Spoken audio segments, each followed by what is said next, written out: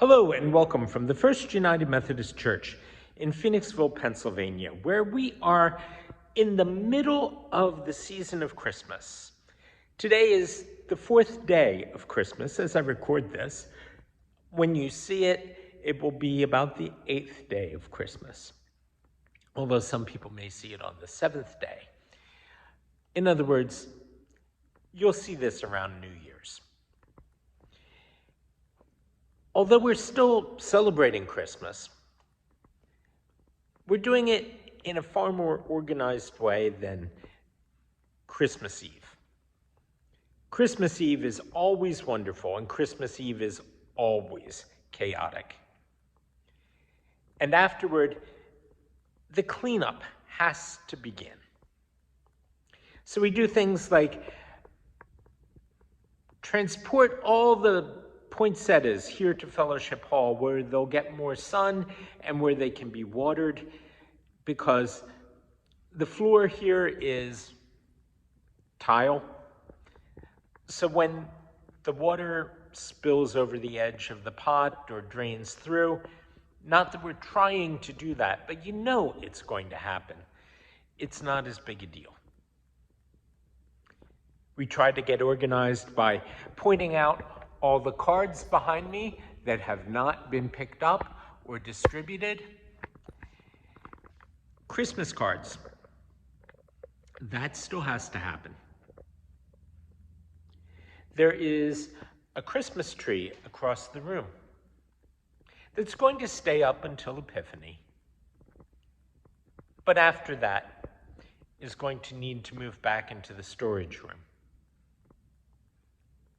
These are things that we begin to do. And as we enter a new year on this Sunday, celebrating an informal worship service right back here in this room, I see the coming year as a year of reorganization.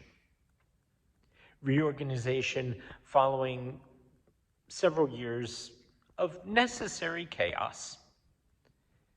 When I say necessary chaos, I mean in order to do what we've done, we've needed to do things in different and odd ways.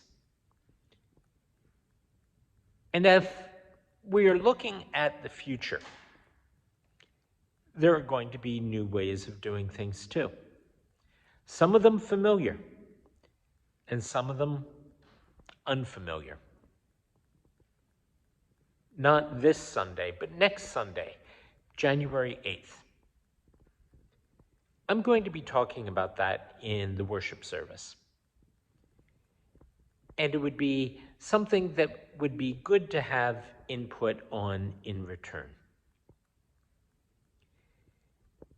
So if you're at all able to be here in person, I invite you to do that, to start planning now for it. There's a group that we are calling our Pathways group, Pathways to the Future. And I'm going to be explaining what they are doing and what they will be doing. We've talked about it with Administrative Council, but I think other people need to know about it as well. It's a program that our annual conference has put in place to try to facilitate and encourage us to do things we'd actually begun doing beforehand. Asking questions like, how do we do evangelism in a world that is very, very, very secular and secularized? How do we be the church in ways that may be uncomfortable for us? And I speak for myself on that too. How do we avoid doing things that are just plain gimmicky, but nevertheless do things that are eye-catching and get the attention of people who need to hear about Jesus Christ? And to hear about him and the good news that he brings. How do we build people up and establish their faith? How do we strengthen our own? How do we live into the kingdom of God? There's no one answer, and there are no simple answers. If there are simple answers, they're probably wrong. But I invite you in the year to come, and maybe in the years beyond that, to help us work on it. Because that's one of the things that we're here for. In addition to regular worship, which I invite you to join me in doing right now.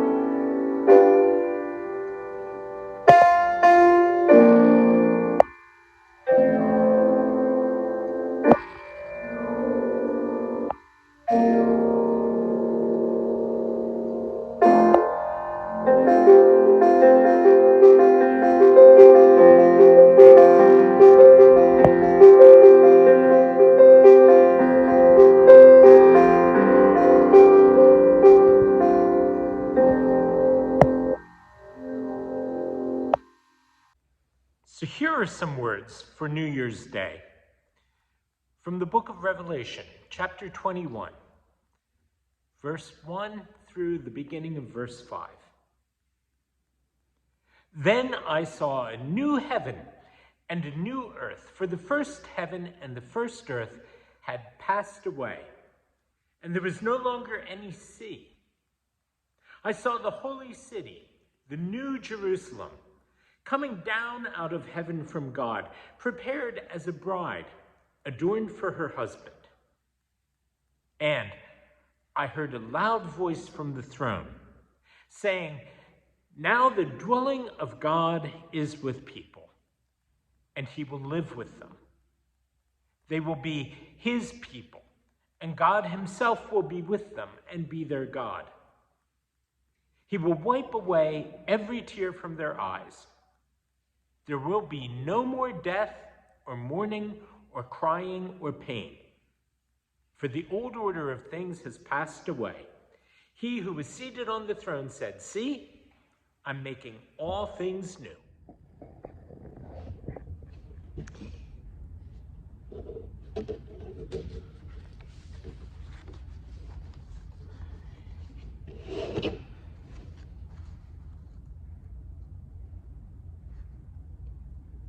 If you grew up anywhere within about 50 miles of Philadelphia or across South Jersey, you will know the tune of "O Dem Golden Slippers" Ba da da da da da da da da da da da ba la da da da da la da da da da da da da da da da da da da da da da da la pa pa pa pa la pa pum pa lam pum pum. Well, I'll get back to it.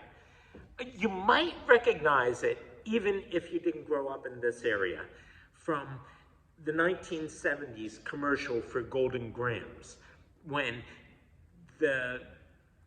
I guess it was Kellogg or Nabisco or General Foods, whoever it was, stole the tune and had people singing, "Oh, dem Golden Grahams, oh, dem Golden Grahams," when it should have been, "Oh, dem Golden Slippers." Now, the reason I say you have to be from this area to either know that song or to hate that song, or both, is because it is a signature tune for the string bands that play in the Mummers Parade every New Year's Day. And for the size of the parade, and it involves thousands of people, and it's watched by thousands of people in person every year, and thousands more on TV. Outside this area, nobody knows about it. And it's a part of sort of mid-Atlantic anthropology to think about it. Let me describe it for those who are unfamiliar. The Mummers Parade is held in Philadelphia on New Year's Day every year. Thousands of people line the streets and they stand along the curbs, and it doesn't matter how cold it is, they'll be there.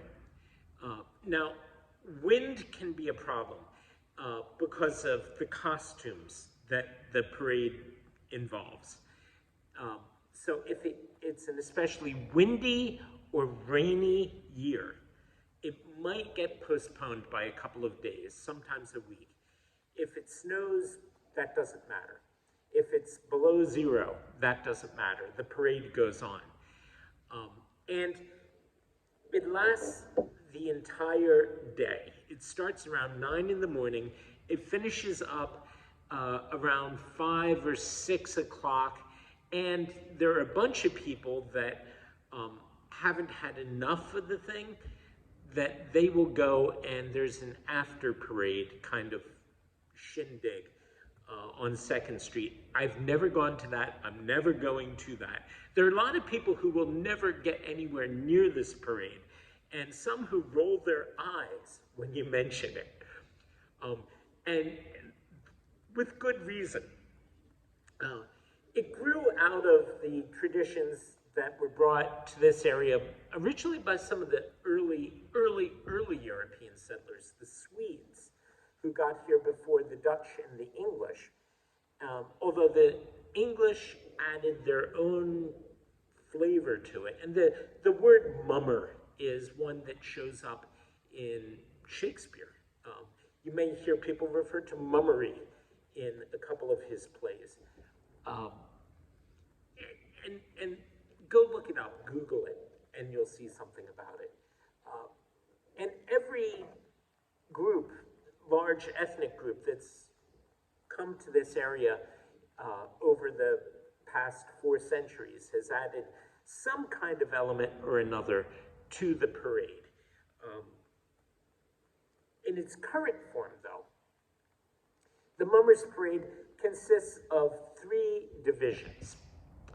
The first division is the one that has everybody rolling their eyes. It's the comics. The comics are a somewhat loosely organized and occasionally drunk group of people who march along and perform incomprehensible skits, usually on satirical themes. They do a characteristic march that is called the Mummers Strut. And here's where we get the first hint of O Dem Golden Slippers, because they will have recorded music of O Dem Golden Slippers, and they'll strut to it. O dem golden slippers, O dem golden slippers. And the strut is usually done by people carrying parasols. We'll get back to the song, but be it noted here that it has been only a few years that the comics have stopped using blackface when they did this. That's not happening anymore. That's been stopped. But the song used to go along with people in blackface and parasols doing this characteristic dance. I should say that along with these groups, there are individuals who wander up and down the edges, and they are basically random drag queens, but they're referred to as wenches. I can't make this stuff up. The wenches will go along, they will make rude comments to the crowds on the curb, and they will do all sorts of things that keep them off the TV cameras. That's why people roll their eyes, largely, the comics. The second division are the fancies, the fancy brigades. Now, the comics can have recorded music. The fancy brigades will sometimes pay for a brass trio or quartet, maybe with a snare drum, that will play music that sounds something oddly, maybe recognizable sometimes. And that's not the main thing. The fancy brigades, when they really get into it, they put a lot of time and expense into their own costumes and their own presentations. The comics all wear clown outfits or hobo outfits. And they're recognizably mummers, but sometimes they're kind of thrown together. The fancies and the brigades, they put time into it and expense. And they use a lot of sequins and mirrors and ostrich plumes. There are colors, and they know how to march. And they will also pick some sort of serious theme that they will emphasize for the year. And there are real rivalries that break out among these people. And instead of the wenches wandering up and down the streets, these guys are accompanied, I say guys, it's only been about 2 or 3 decades women have been allowed in. They are now, but these groups, these brigades, are accompanied not by the wenches, but by others that are called king jockeys. And they also will go with the third division that we'll hear about in a minute. And the jockeys are people who have individual costumes, very elaborate, things that if a strong wind comes up, their back pieces will blow them completely backward or forward, and they act like sails, and it's a problem. That's why they have to have the proper weather for this.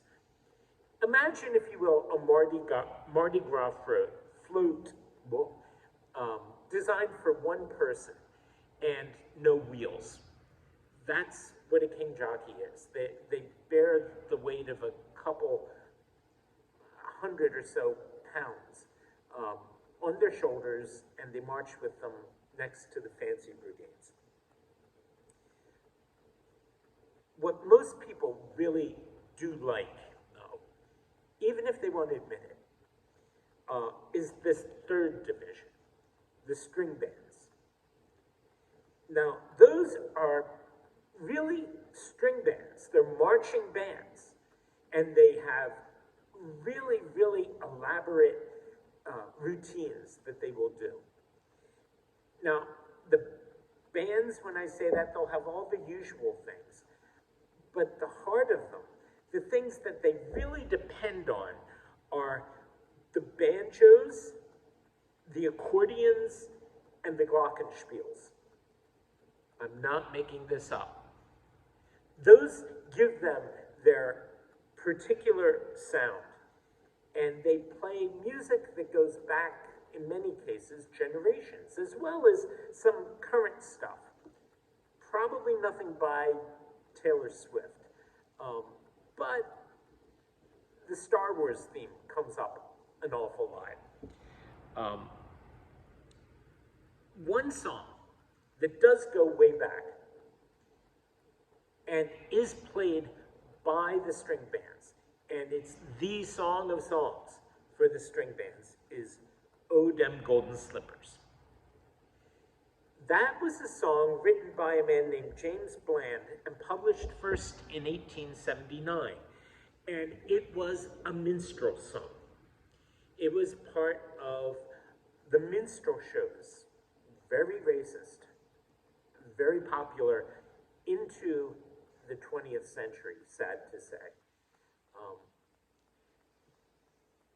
But the music to this one song, "O Dem Golden Slippers," has been remembered even after the words to it have been very properly forgotten. The only part of the song where people do remember the words, for the most part, is the chorus.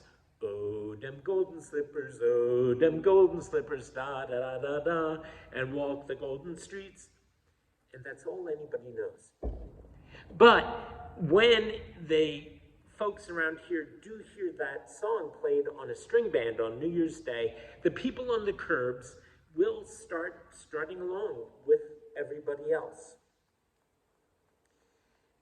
If you look up the words and go back and find them,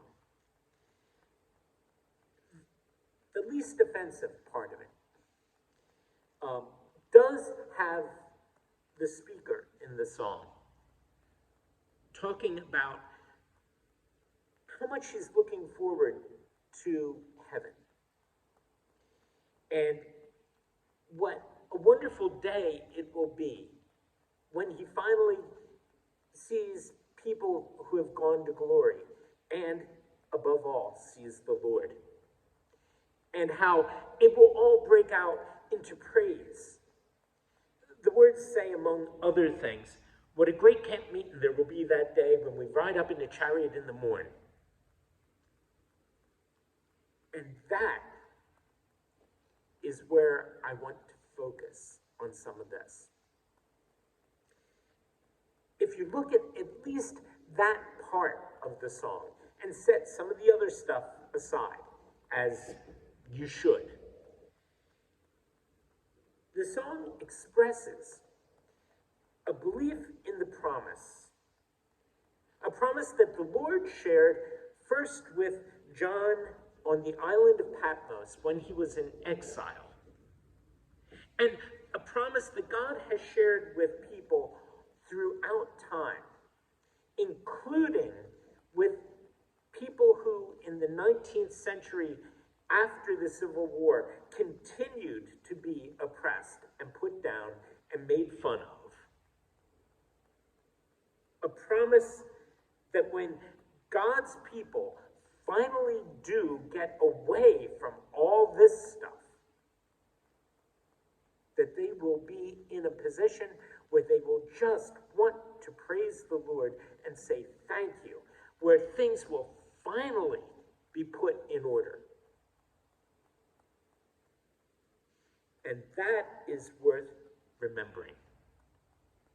Because it is people who have experienced deep suffering and serious pain who are often the best equipped to recognize and be open to God's redeeming love in Jesus. Because they know a small part for themselves of what Jesus went through for all of us. The sense of gratitude that he would do that is stronger than for those who have always stood on the curb and just watched things go past. The people who have been put down and have been troubled. The people who have had to struggle and who have had things taken away from them. They are the people that know what it is that Jesus has tried to spare us. And they know at least a small part of the lost or stolen blessings that he has restored and will restore in full. They are the ones who, above all, understand and resonate with the words of John. That I saw a new heaven and a new earth, for the first heaven and the first earth had passed away, and the sea was no more. And I saw a new Jerusalem, the holy city, come down out of heaven, adorned like a bride for her husband. And John said, I heard a loud voice from the throne saying, see, the home of God is among mortals. He will dwell with them. They will be his people, and he will be their God. He will be with them. He will wipe away every tear from their eyes. Death will be no more. Mourning and crying and pain will be no more. For the first things have passed away. And the one who was seated on the throne said, see, I am making all things new.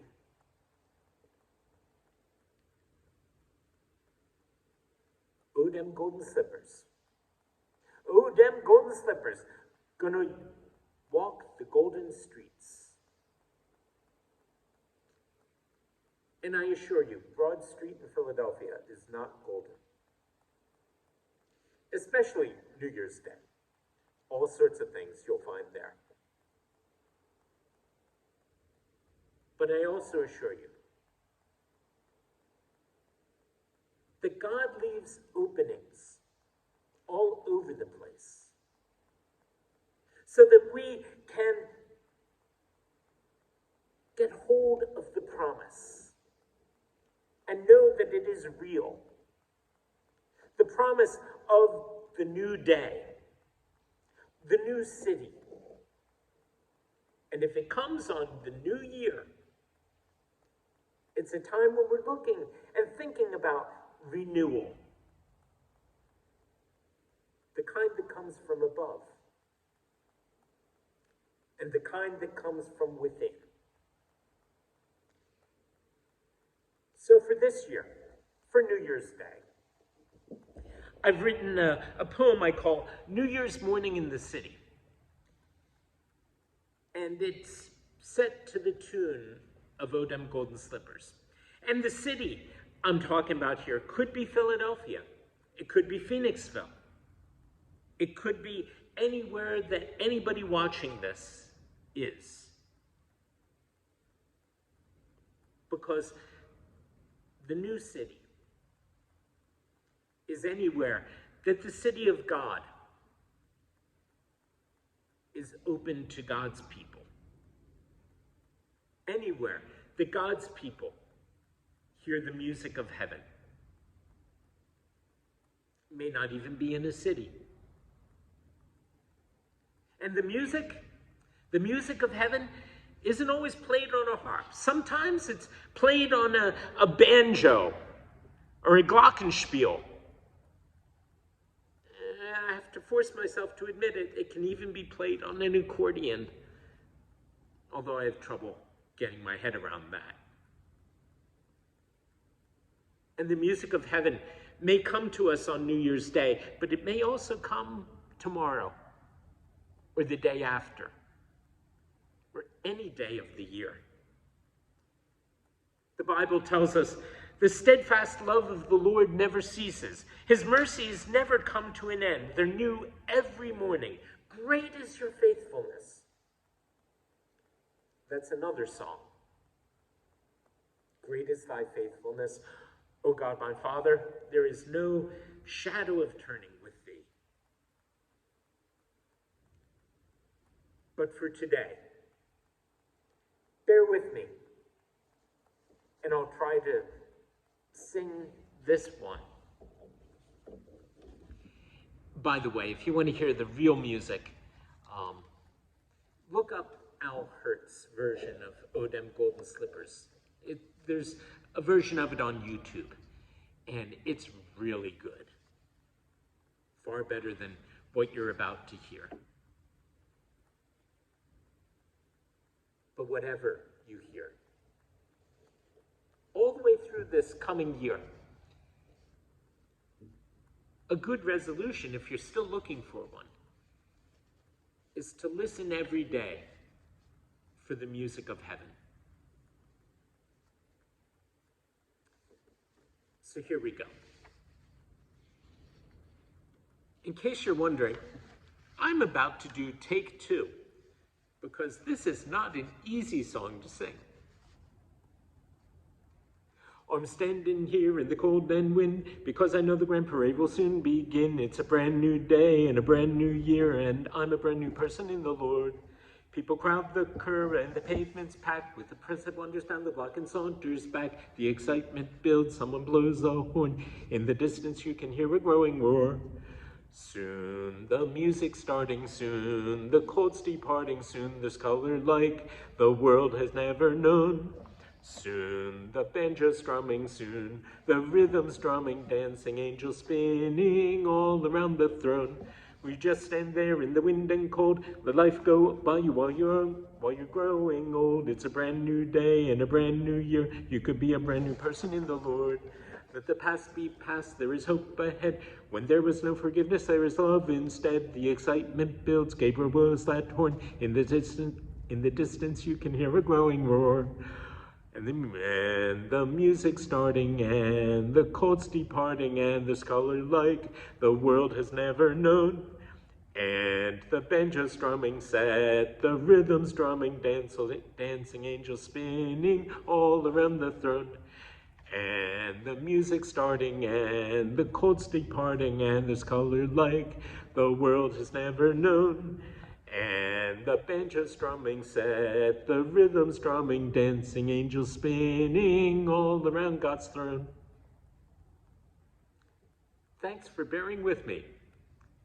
It may not be the music of heaven, but the music of heaven, it's out there. Amen.